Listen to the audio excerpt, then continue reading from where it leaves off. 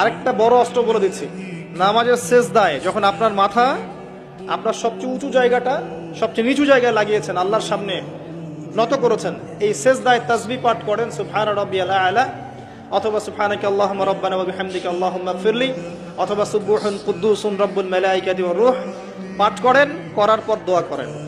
সেজদায় যে দোয়াই করবেন ইনশাআল্লাহ কবুল হয়ে যাবে। সেজদায় যে দোয়াই করবেন ইনশাআল্লাহ কবুল হয়ে যাবে। বলেন সুবহানাল্লাহ। নবী সাল্লাল্লাহু আলাইহি ওয়াসাল্লাম বলেছেন, বান্দা সেজদায় আল্লাহর যতটা কাছে থাকে অন্য কোনো সময় এত কাছে যেতে পারবে না। আর আমরা কি করে টুক করে সেজদা দিয়ে টুক করে উঠে যাই, একটা দোয়া করার সুযোগ পাই না, চান্সও দেই না।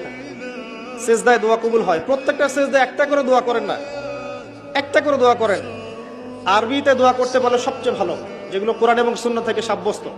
যদি নফল নামাজ পড়েন, আপনার আরবি জানা নাই মোটেই, বাংলাতেই বলেন, আল্লাহ আমি অসুস্থ, আমাকে শেফা দাও। আল্লাহ আমার ছেলেটাকে হেদায়েত দাও। আল্লাহ আমার রিজিক প্রশস্ত করে দাও। আল্লাহ আমাকে হালাল রিজিকের ব্যবস্থা করে দাও। আল্লাহ আমাকে মাফ করে দাও। বলা যায় না?